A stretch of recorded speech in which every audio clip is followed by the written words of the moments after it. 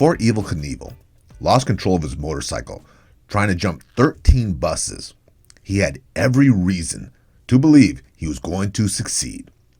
Throughout his career, the legendary stuntman had a 95% success rate. 95%. That's a success rate most of us would kill for in our professional careers. DeAndre Jordan, the star center of the Brooklyn Nets, has the highest career shooting record in basketball at 67%. The current number one Wall Street analyst, Richard Davis, has a record-shattering 78% success rate at picking stocks. Impressive, right? But not 95% impressive. Not Evel Knievel impressive. Evel knew he was good too, and he used his record to promote the hell out of himself. Muhammad Ali once billed Evel Knievel as the white Muhammad Ali. High praise for the best self-promoter in boxing. Newspaper in Evel's day called him the modern P.T. Barnum. And history writers still compare Evel to the greatest promoter of all time. In 1971, Evel jumped a line of 9 cars and a van in Madison Square Garden. It was a perfect landing and a huge success promotion-wise. In 73, he jumped 50 stacked cars in the LA Coliseum. Again, a perfect landing and a big show. Back in 65, he jumped a 90-foot box full of rattlesnakes, and the landing was, well, he grazed the tip of the wooden box, and the rattlesnakes escaped. Spectators had to flee down the mountain to avoid getting bit. But Evel was intact, and the jump was incredibly popular. The point we're trying to make is, Evel Knievel knew what he was doing. We as modern viewers, watching his infamous Wembley Stadium crash, we already know what's going to happen. We can see the stuntman on YouTube racing up to the ramp in slow-mo, trying to clear 13 buses. We can shake our heads, knowing what he's attempting is foolish. And we're about to see the stuntman thrown from his motorcycle like a rag doll, crushing his pelvis and hand. We can judge him because we have hindsight. But Evel was positive he could do it. Why shouldn't he be? At 95%, Evel was a master of 2 things: being a stuntman and a world-class self-promoter. And since we can't all be stuntmen, we might as well take a lesson from the other half of Evel, the master self-promoter.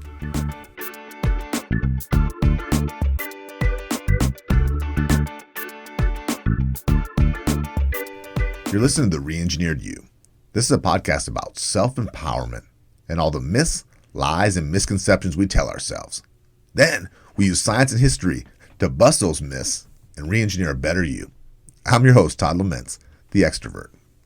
And I'm the writer, researcher, and introvert, Joe Anthony, whose job it is to dig through the outer layer of no-duh on the internet and get to the facts.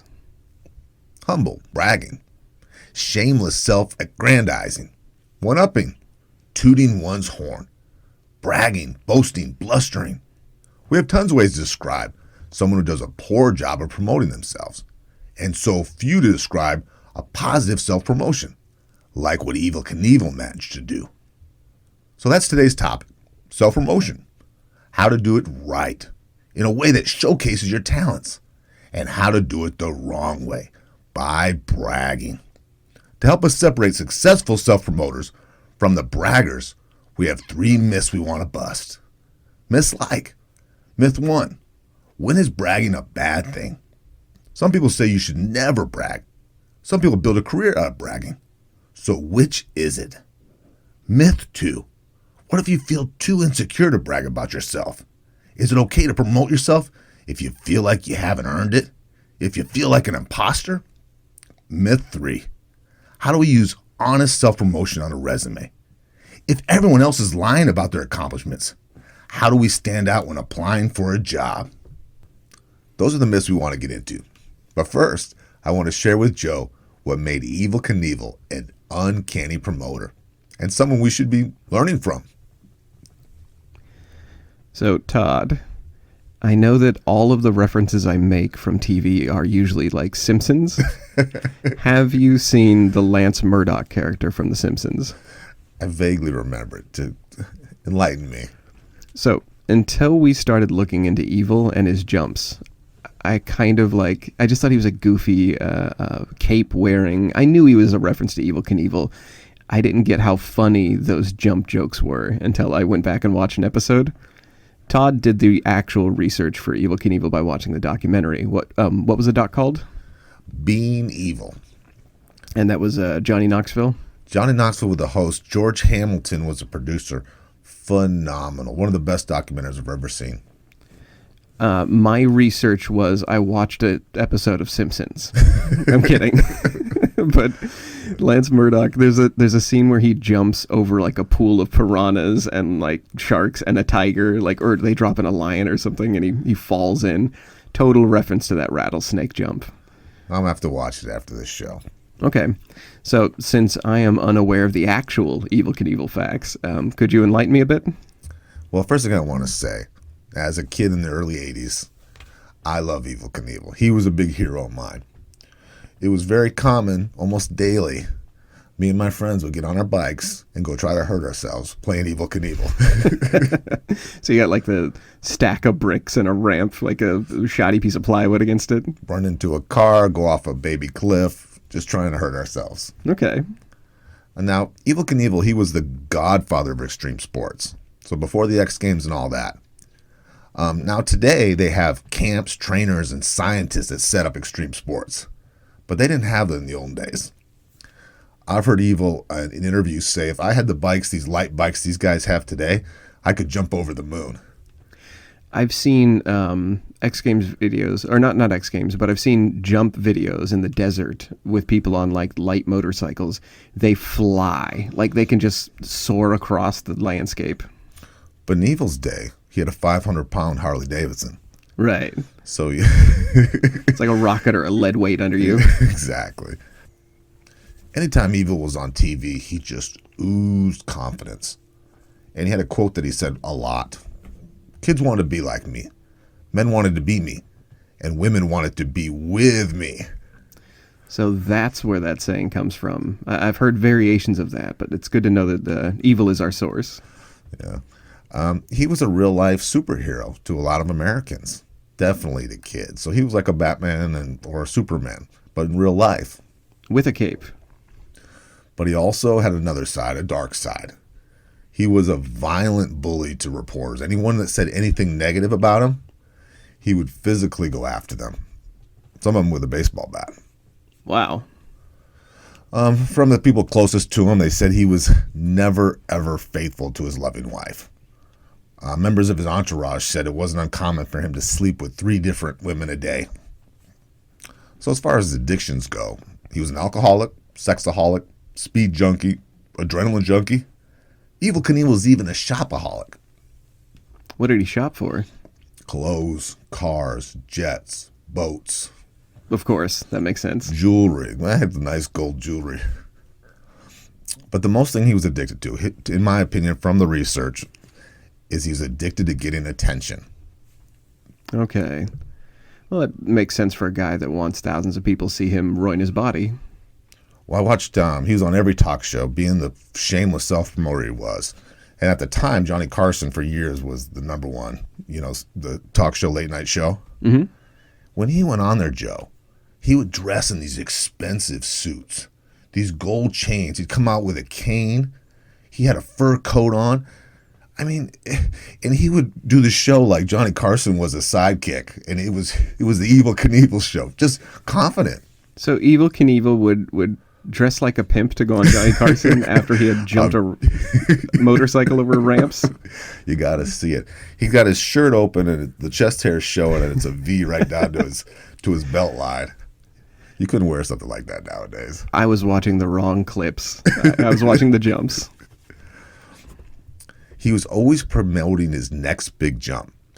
But the problem is, let's say you do a jump in Tulsa, right? Mm-hmm. And you have all these people come, they buy tickets, it makes the papers, a big deal.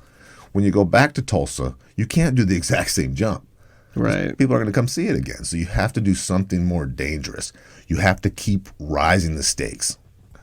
So in our toughness episode, we happened across some research that said that people who are tough or who are overachievers, they're optimists first and foremost. Would you call Evel an optimist? That's a good point, Joe. And what I think about most optimistic people, and Evel for sure, is that they've had some success at this before. They're not just totally green and rookies in it. They've gotten some financial success and also a lot of attention. I think the attention one's probably bigger than the money part. So whatever they're doing worked for them in the past. Evel didn't start in life as a little boy saying, I want to be a daredevil. He didn't say, when I grow up, I'm going to do all this to Caesar's palace. But he was money motivated, and he was looking for the bigger, better thing. And based with his skill set, this was the bigger, better thing for him. So off the mic, we mentioned something, which is he kind of had one trick. I know that's not true. You just said that he did different types of jumps.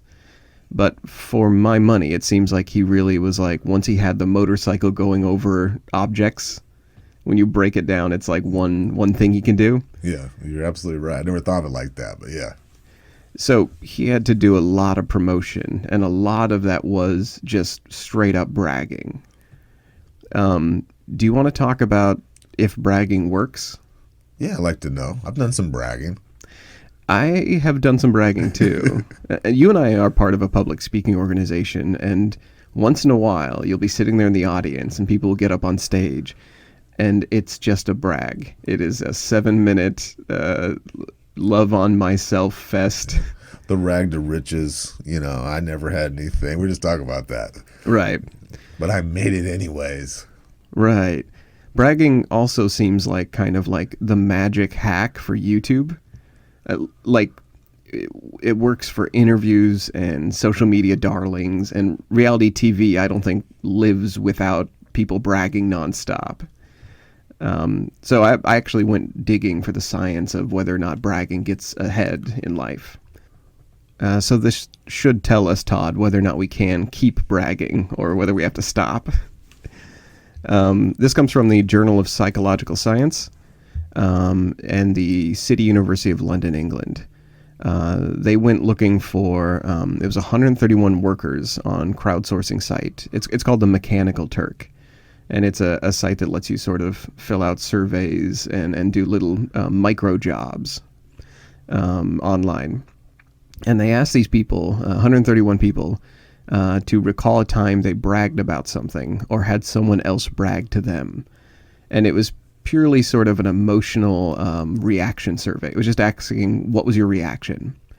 And just by those numbers, they found that quote-unquote self-promoters, braggers, usually boasted about topics from success with money to their children taking their, starting talking for the first time.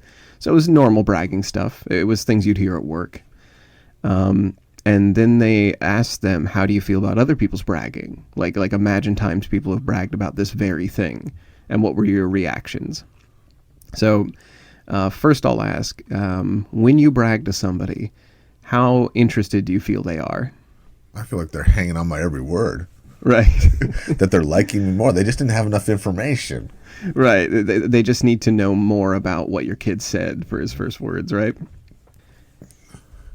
Not to be too judgmental, but if you and I were taking this study, we would basically fall right into their trap or right into their results, their result group. Because we're being honest.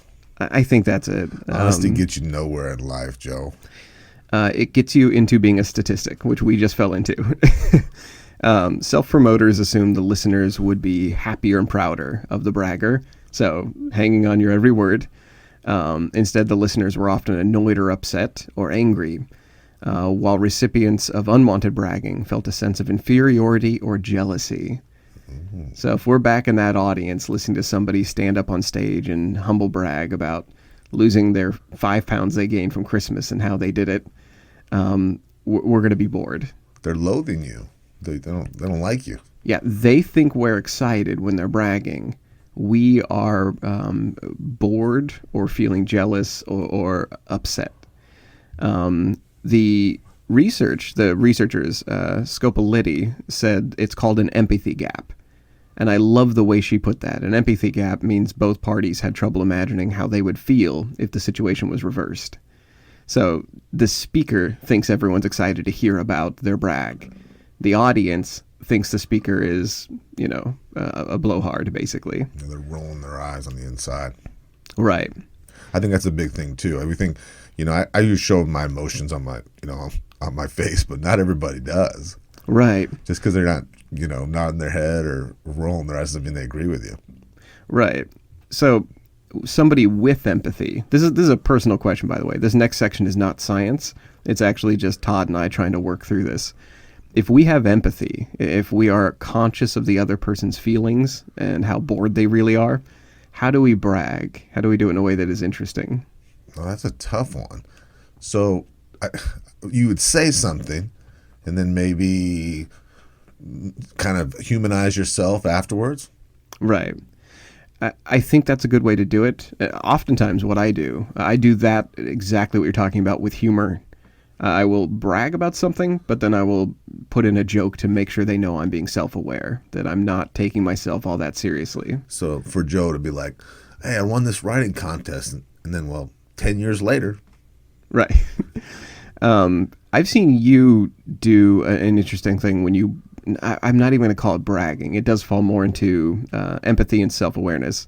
But I've seen you figure out what somebody wants, and then you talk about how you're trying to achieve that. So you empathize with what they are doing, and you kind of brag a little bit about that too. I'm on the same journey as you. Exactly. So my big takeaway from this is it's okay to brag, but you got to realize that as humans, we're overestimating people's positive reactions, and we're vastly underestimating their negative ones. That's scary to think I've been doing that to the people for years. Well, and I think I'm winning and getting them on my team, and I'm just pushing them away. Right. Well, just recognize there's an empathy gap in both directions when you're bragging to a crowd. And I will try to keep jokes in my brags. So my question for you is, how much was promotion versus bragging? And what was the progression of brags? And that's a muddy area. We call it self-promotion because it works.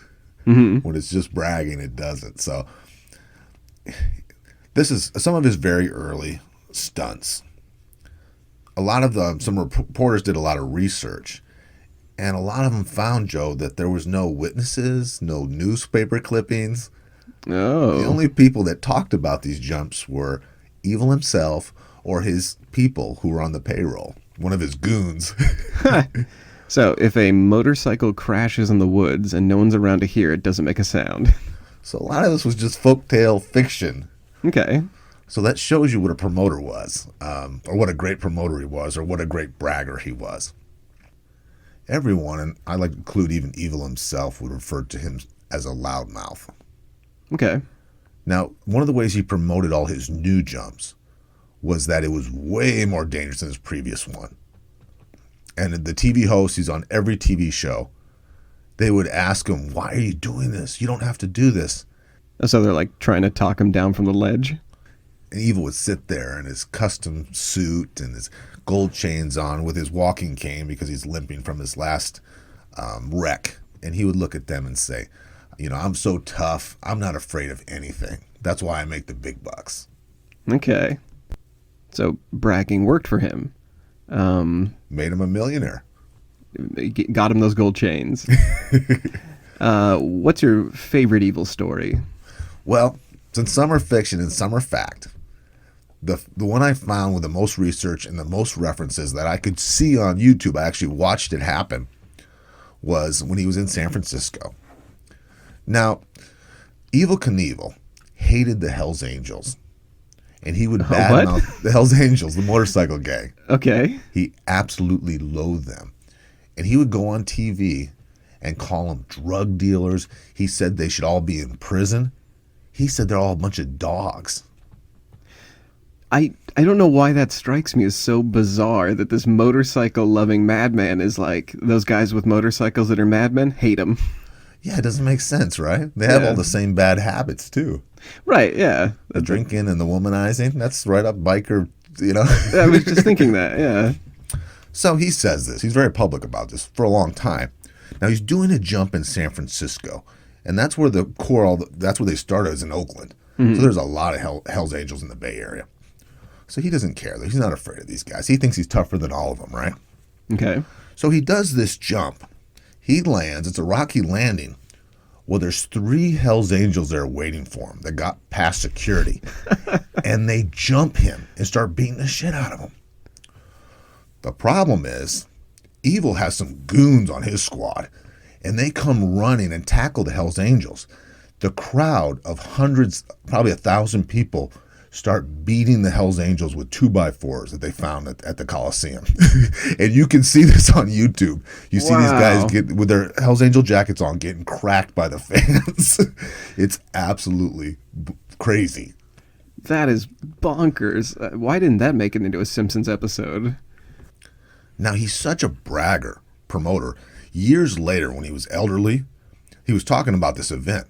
And how he referred to it was, he said the audience came, ripped them to shreds, and physically killed them, which was not true. They did beat him up. They did hit him with 2x4s, but it wasn't murder. Right. There's some like elderly Hells Angels at home. He's like, wait, I wasn't murdered. Oh, man. So can I ask a question that Evel probably should have asked himself, or may have actually asked himself? Okay, this is a self-awareness question? It is a self-awareness question. I'm sorry. Self-awareness podcast. Oh, boy. I have to ask. Do you think Evel Knievel ever asked himself whether or not he deserves all the attention he was getting? No. He knew it to his bone. Yeah, narcissistic to the bone. Yeah, absolutely. Okay. Have you ever looked at your own life, like looked around yourself and been like, maybe I don't deserve all this? Maybe I didn't put in the work? I feel that way sometimes. Yeah. I think that anyone who lives in like the modern world does that. Like I've definitely looked around and thought, I just got lucky. Like I don't deserve it. I got lucky. Well, I have a third world. My wife is from the Philippines. Mm-hmm. So I think it's very common in American culture for us to say, I had nothing when I was a kid. Right. You know what I mean? Oh, I had it so bad. Our family didn't have any money. Not like Philippines poor. Right. Like third world country poor. That I didn't have this written into our doc, but that might be the big difference. I think that when you start out in life, you might be like, well, I'm a bootstrapper. I did come from, a lower class. But then you meet people who came from other countries or came from lower, economic backgrounds. And then you start feeling lucky. Then you're like, oh, I didn't do that. I was lucky. And you feel like a jerk for saying that in front of them. And they don't correct you. They just listen to you. That's another thing where they might be loathing what you're saying, but they don't correct you.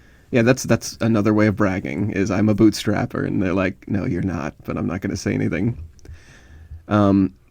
This episode is all about how to do self-promotion right and to do it in a self-aware way. So I went looking for the antithesis of bragging. Basically, when we are too scared or too self-conscious to brag. So we're going to convince everybody in the audience that Todd and I are allowed to brag, that as long as we do it in a self-aware way, it's okay. Because we're never going to become Evel Knievel without a little bit of bragging.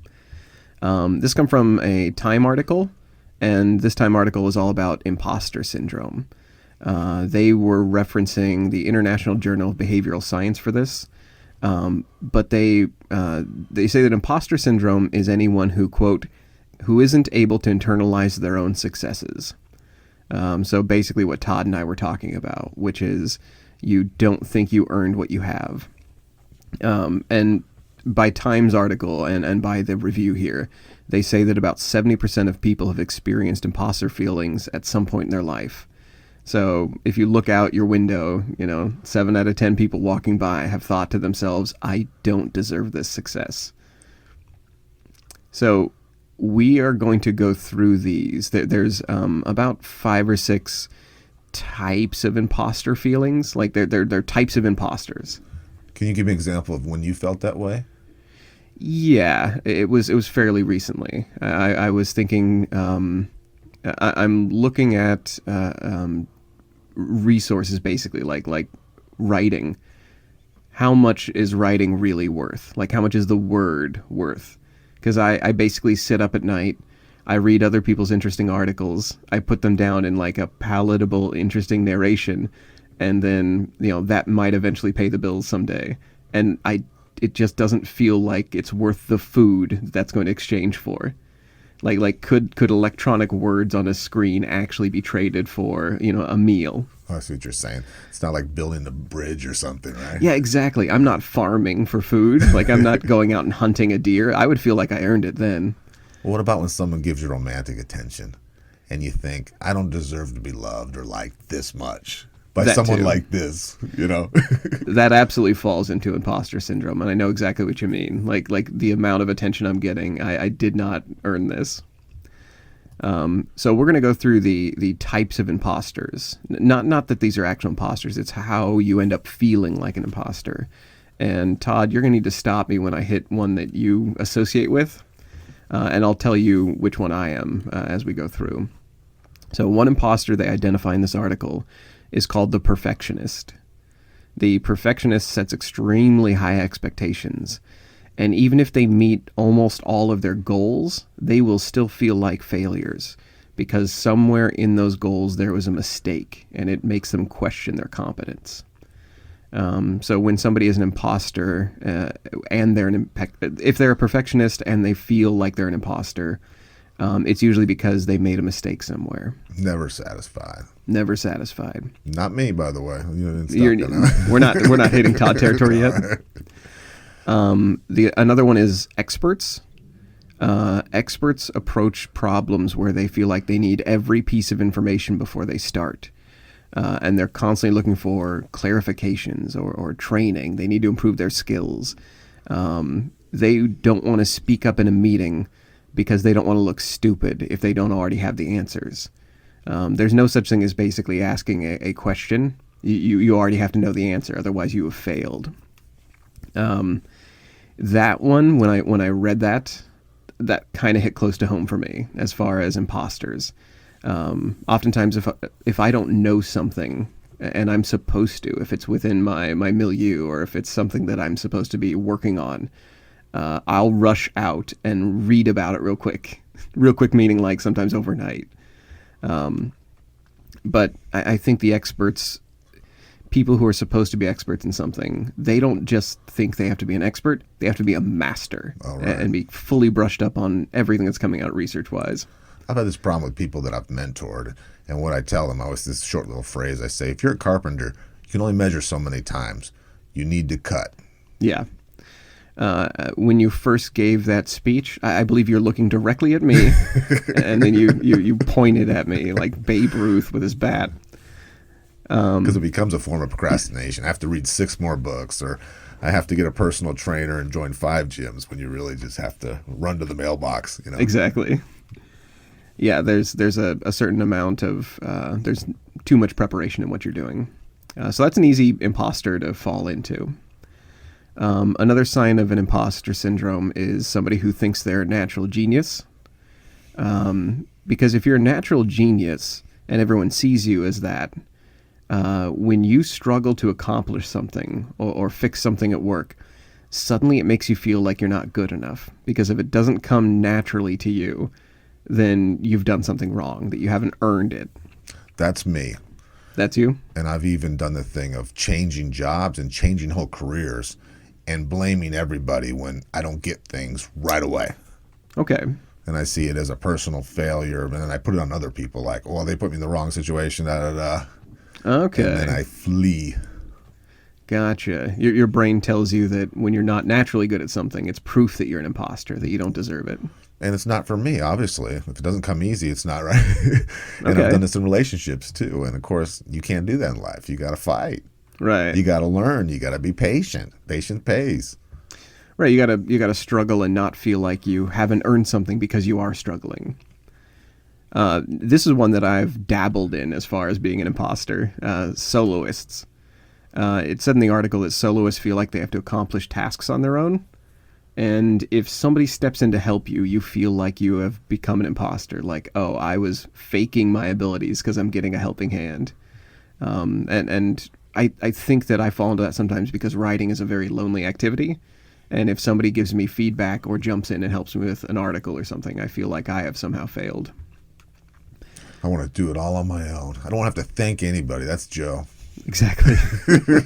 And then you end up having a giant, a giant list of people to thank later. Yeah, everyone who gave you feedback.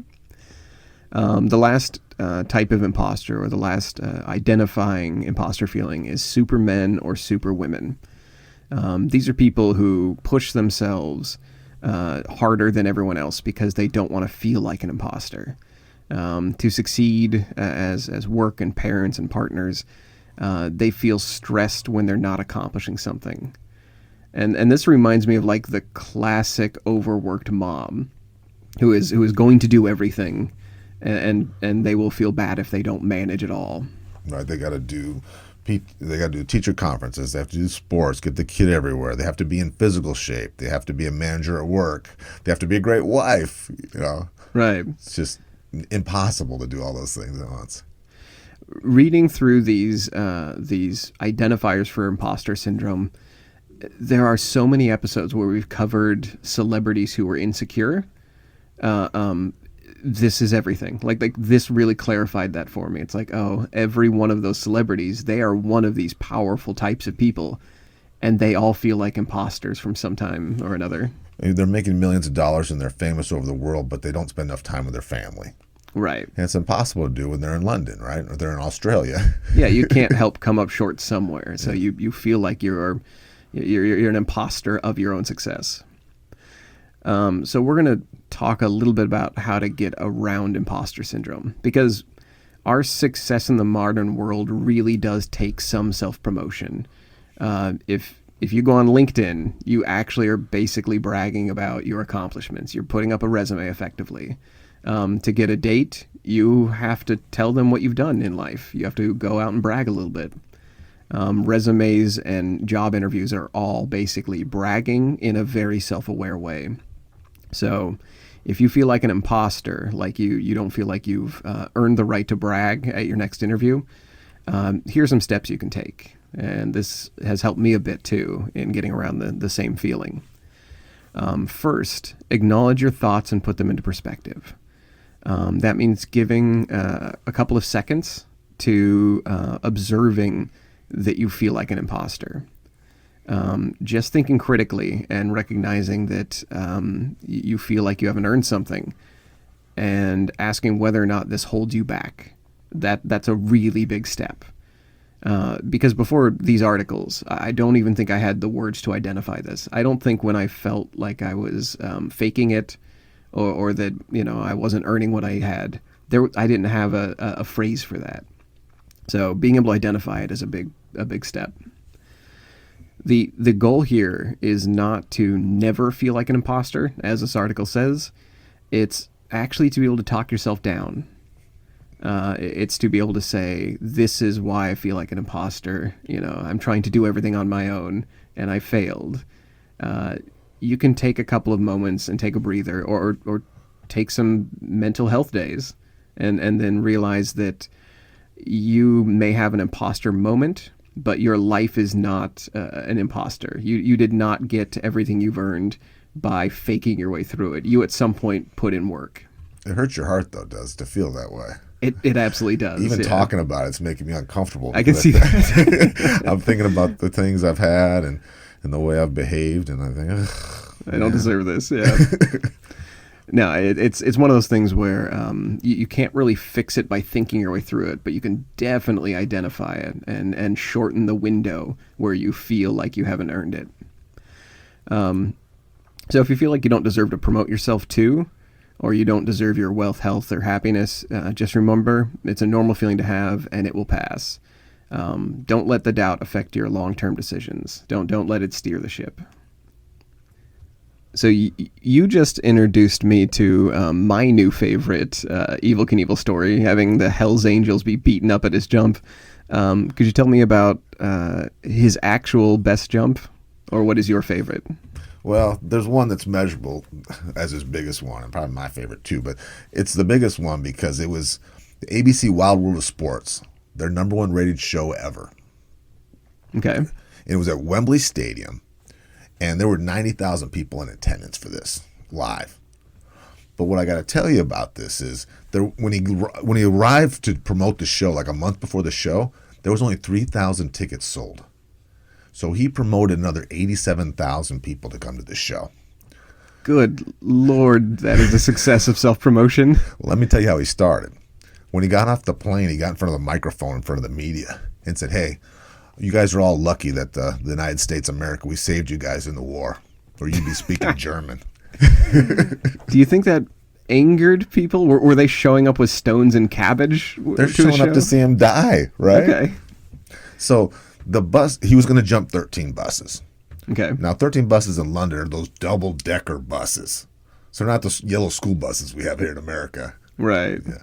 So having a 95% success rate, his career was kind of waning now. His money was starting to run low. He had some other things going on, which I'm going to comment on later. His timing had to be perfect. And if he went too slow, he was going to die. If he went too fast, he was going to die. And he got flung off his motorcycle. He was ragdolled down. Everyone, the announcers, all the fans thought he was dead. I mean, he was bouncing. He broke his pelvis and his hand, and he had a severe head trauma. Wow. I've seen the video. I was foolish enough to see the slow motion one. It's more painful to watch it in slow-mo. Isn't it? It looks like laundry going to get thrown down the hallway. Now, a normal person, Joe, would be on a life flight helicopter. Mm-hmm. Another thing that cracks me up about all of his, when he does crash, all the crowd mobs him. Usually now, like, the medical personnel keep you away. Oh, not in the old days. They just grab you and shake you. Wake up. Yeah, exactly. So instead of being in an ambulance or in a life flight helicopter, he got propped up and went to the microphone, and in kind of a groggy voice, he says, "Yeah, this is the last time any of you will see Evel Knievel," in a very arrogant way still, with a crushed pelvis, and that was it. He says, "I'm never jumping again." Wow. And he jumped about 5 more times, by the way. But right. If I have a bad night of sleep, I wake up and I'm like, I'm never writing anything again. I'm never staying up late again. So having a crushed pelvis, I get the mood he was in. Now, Joe, you're younger than me. Talking about that crash, I commented that it was a Wild World of Sports. It was their #1 rated show. Mm-hmm. ABC Wild World of Sports was a monster show in its day. It had huge ratings. And it wasn't a sports show like ESPN that just showed sporting events. It would run a narrative about the athlete and the sport. So it appealed to, Joe, you like a good narrative, right? Absolutely. So it wasn't just sports fans. And this show ran for 37 years with huge ratings. So before Evel did his jump, you would get like his history as a person, his lead up, his narrative, his life, and then it would be, here's the jump. They would do it with bodybuilding, they would do it with skiing, and they build up that tension That's to awesome. the actual event. I mean, and it started out this show. I remember this as a kid sitting. They would say, "The thrill of victory and the agony of defeat." And they show this skier at the agony of defeat. They always had the same clip of him being ragdolled down the mountain. So they like to really violently shock people. See, violence is not a new thing, guys. No. It went on for 37 years back then. Right. Let me tell you how big Evel was. So of the top 10 episodes on Wild World of Sports, the top 10 that they ever had in ratings, Evel had 7 of those episodes. Jeez. Like among boxers, weightlifters, all these huge stars, he had 7 out of 10. Yeah, one was #1. It wasn't even close.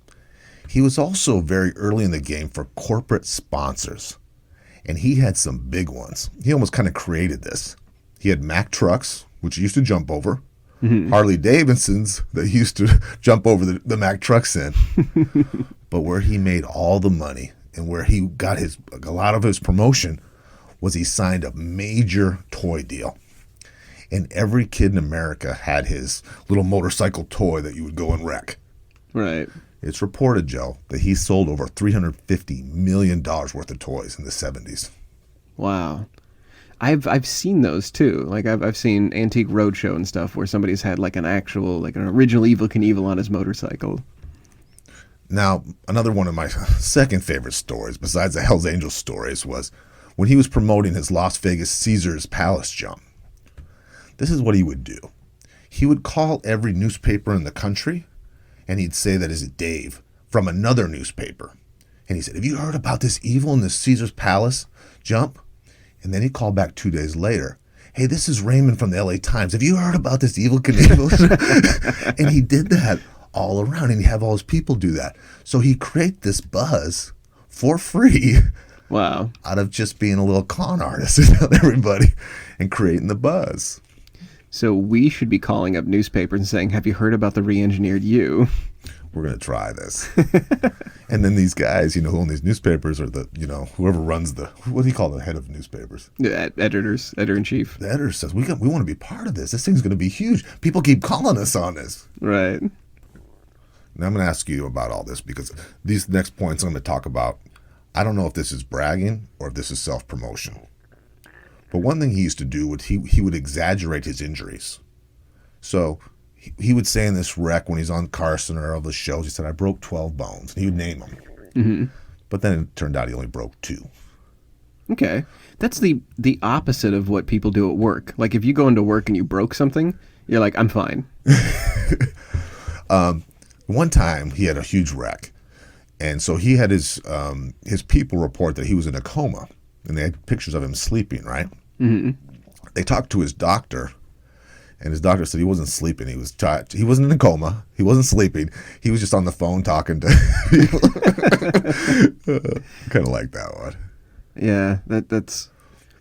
I don't know if you can get away with that today. If people see you on Twitter, messing around, and it's like, yeah, clearly not in a coma.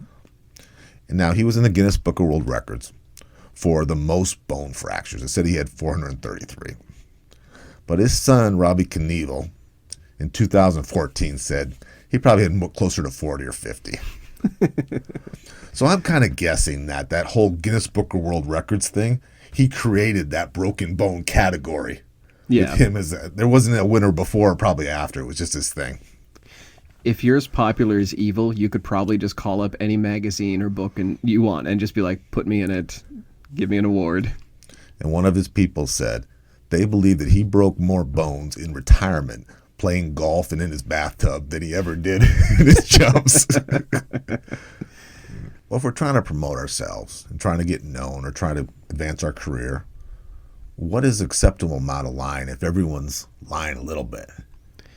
We can't all put 433 broken bones on a resume. Clearly, Evel Knievel's level of lying on a resume is not going to fly for us. We would probably be called out pretty quickly. I kind of view this as we're living at peak resume embellishment years. Like the job market is so competitive, and we keep seeing high-profile cases of fraud get caught in like the newspapers. So it kind of feels like it's normal or acceptable. So I wanted to look for not the science of resumes, but like what people like. What is good embellishment? What are we allowed to put in? I think a way to put this is if you lie too much on your resume, like if you embellish, you can and will get in trouble. It's easier than ever to check credentials, and like gone are the days of Mad Men where you can just take another man's dog tags and be him. We have so many checks and balances online that you pretty much get caught instantly if you lie blatantly. Have you ever embellished on a resume or like covered up a hole where you weren't employed or something? Oh, I do. Or I've exaggerated my work time. I've also copy and pasted things that I've never done. Like I just embellished what I did. I stretched it. Right. Like, I made this long list of things, and I didn't really quite understand all the things I said I was doing. It says here you're a phlebotomist. Yeah. I've done the where you just put the years you were employed somewhere, and by doing that you imply that you were employed for the entire year. And so like I'll have January 1st, it's not. Right. Yeah, I'll have like a 2-month gap where I just don't even address it. So this comes from Science Mag by David Jensen. And this, I want to really point out, this isn't the science of resumes. This is actually a really interesting article I found. They're talking about, it's scientists helping other scientists write their resumes. I fell into this by accident, and the advice it gave to each other. It's from the AAAS. The advice they give to each other is really kind of amazing. It's like, here's what you should be focused on for a resume. They basically say what I said at the top of this piece, which is it's so easy to get a fact checker. It's so easy to go online and disprove that you have a degree or that you were employed at certain places. Like even if a business goes out of business, it's still very easy to check your history there. They can still call up your HR person even if your HR person doesn't work there anymore. Yeah, through ADP, they can actually tell by your pay stubs. They have a record of them, bigger companies. Exactly. So the first one they talk about in this article, unfortunately, I get called out really easily. They mention that it's easy to fudge dates and cover up resume holes. And apparently that's really easy to check. Like you said, it's with checks. They just have to look at your history of check stubs. They can request that. And then after that, everything else you said is a lie because you've lost all credibility. Exactly. That is the main takeaway from this article that I picked up on, which is you lose credibility in one small piece of your resume. Like as soon as they find out you're not a phlebotomist or you've never been trained, they put you to the bottom, and you're only going to be their option if they've run out of a bunch of other liars. Something else that people do with their resume instinctively is they step back from the we of your work history. So like instead of my team managed a $500,000 sale last month, it's I managed a $500,000 sale last month. Oh, I increased profits 560%. Right. And there's another 12 people on your team and they didn't even get an honorable mention. Exactly. Another way that people step back from we is they downplay when they were let go or laid off, and they're just like, no, all of us were. So instead of saying I was fired, it's they were letting go of people for departmental resources. It was a Titanic. We all went down. Right. And all those people are still collecting checks. And right. They're all employed glad still. Your ass was gone. Right. And that's easy to check too. All they have to do is look up, they call HR or they look up your employment history and the history of other people at your company, and that's it. They're like, nope, this guy got fired alone and he went off the ship. He didn't go down with the ship. There was probably a good reason they got rid of him first. Right. So what this article really points out, and I love the point they make about this, they basically say to set aside your aversion to self-promotion, but to retain your commitment to integrity. That you can be a little bit Evel Knievel. You can say, I did these amazing jumps. I did these incredible things. I've been around the world. I've toured. But you really want to commit to integrity and to make sure there aren't any of those points they can look at your resume at and say, this guy's a liar. Prepare examples that highlight both the me and the we in your resume, is the way they put it in here. They people are more looking for good team players nowadays. Like, we're going to have an episode coming out soon about working with teams and how to build a good team and how to build a good entourage. It's really started becoming evident to me through research that everything works in teams now. Gone are the days where a single capitalist comes out wearing a suit and wins the day for his company. You really do have to work with a group of people to make anything happen. And for me, a huge sports fan, after a big win, any athlete, when they thank their teammates and their coaches, I love it. Yeah. And I immediately like that person more. I love it when they thank their team. I love it especially when they thank them and they have specific reasons why their team helped them. It's not a generic friggin', yeah. Yeah. It's not, I got here because of my team. It's, here's what my team did for me, and here's how they were victorious with me. So feel free to promote yourself on paper and talk about your accomplishments, but talk about your role in your team's accomplishments. You don't necessarily need to make up to promote things. Your integrity really promotes you for you. So I hate to end on somebody who is slightly less, has slightly less integrity in their promotion, but I got to hear about how things end for Evil. Like, did this all pay off for him? Well, Evel was rich beyond his wildest dreams. But there was a big problem he had towards the end of his career. There was a writer who's close to him who wrote a tell-all biography. Uh-oh. And it told all. But the writer claimed that he kind of scaled it back and didn't give all the juicy details. Now, all the people closest to Evel read the book, and they thought it was accurate. Okay. They didn't think it was exaggerated. A lot of those times they exaggerate to sell more. Evel Knievel was furious if anybody said a bad word around him. And he was surrounded, insulated, like our other episode. What's our insulation episode? Yep, celebrity insulation. M&M episode. Right. So he went after this guy, and not legally. He didn't sue him. He attacked him with a baseball bat. like the reporters. Okay. Yeah, he found the writer, and he attacked him with a baseball bat. And he didn't attack him to scare him, like, I got a bat, I'm going to beat you. Don't ever write another word about me. He was trying to beat him to death.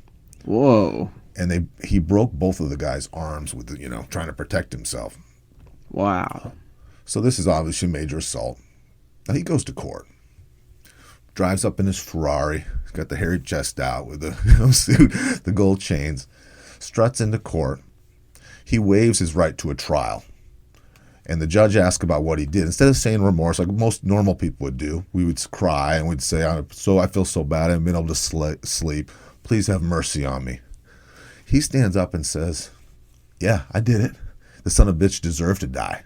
And I would do it again. Okay, so Evel's lost his mind. Also, if you walk in wearing gold chains and a hairy chest and a Ferrari, I wouldn't think this man's innocent. I'd be like, this looks exactly like the type of guy who would break a man's arms with a baseball bat. He got a short jail sentence. And it was kind of this was the olden days. They didn't give you 10 years for stuff like this. He got 6 months. Okay. And it was a work release thing. So Evel, he had to sleep in jail every night. But in the morning, they'd have limousines come pick him up and take him to his job, which, he's a stuntman. He doesn't really have a job. He doesn't go work at the factory or something. Right. But this is great, Joe. He also had limos come pick up all the other inmates and take them to their work release jobs. Oh, what a brag. The judge found out about this. He was furious, and he ordered him to stop having limos come pick up the guys. So you see all these jailbirds. They loved him. So I'm sure he's a real popular guy in jail. Right. We're laughing, but breaking this guy's arms with a baseball bat cost Evel everything. His toy company that he saved because they weren't doing well when they signed him. They took a risk on signing him. Sold $350 million worth of stuff. They couldn't have him as a spokesman anymore. You start doing stuff like that. So they fired him. Okay. When that money started to run out, because that was mostly what he was living on, he lost everything. First it was the houses, and the Ferraris, the boats, the yachts, and then lastly, both Lear jets. Wow. Now, he was estranged from his family. He was physically and emotionally abusive to his wife. His loyal wife, Linda, was with him for 37 years. And in an interview, she talked about the hardest part about it for her. She knew it was going on, but she said he never even once tried to hide it. And she said all the years, all the stuff she did to him, the only time Evel ever said sorry to his lovely, loyal wife, Linda, was when he was on his deathbed. She said in his whole life, their whole relationship with kids and everything, I say sorry to my wife every day. Yeah, that's what do you do when you wake up? Yeah. But his kids were, because of the way they treated the mom, they were embarrassed by his behavior publicly. So they weren't real proud of their dad. Okay. Now, the ironic thing about it is he passed away, 69 years old. He moved to Florida. He loved golf. Isn't that funny? Isn't that a contrasting hobby? Slowest activity you could possibly do as a sport from somebody who was racing down ramps all his life. He played it his whole life, too. And so at 69, he moved to Florida, of course, great place to play golf. He died from lung cancer and not from jumping 15 buses. Wow. Can I ask a question that might be in poor taste? Please. How awesome would a Evel Knievel toy be? Like after they're done building the motorcycle Evel Knievel, one that just has a baseball bat and has like an action swing when you press a button. And they put a reporter in a suit. We may not be ready to jump 13 buses in front of 90,000 spectators, but we're all in the business of promoting ourselves, regardless of how we see it. Whether we're promoting an actual product, promoting our academic career, or polishing our resume for an interview, we all have to engage in self-promotion at some point. It's okay to brag and boast about our accomplishments, but we should keep in mind that as humans, we naturally overestimate our audience's positive reactions to our boasting. We think they'll be more impressed by our bragging and less put off. Go ahead and talk about how you lost 5 pounds over the holidays. Just be sure to sprinkle in some humor so your audience recognizes that you're self-aware and grounded. Talk about your accomplishments. Promote yourself in interesting ways. Do great things and tell people about it, especially at your next job interview. But be sure to mention the team's accomplishments too, as well as your role in that team. You don't need to make up anything to impress friends or employers. Your integrity promotes you for you. And if it just so happens you really do have the highest number of broken bones, according to Guinness, go ahead and toot that horn because you deserve a little self-promotion.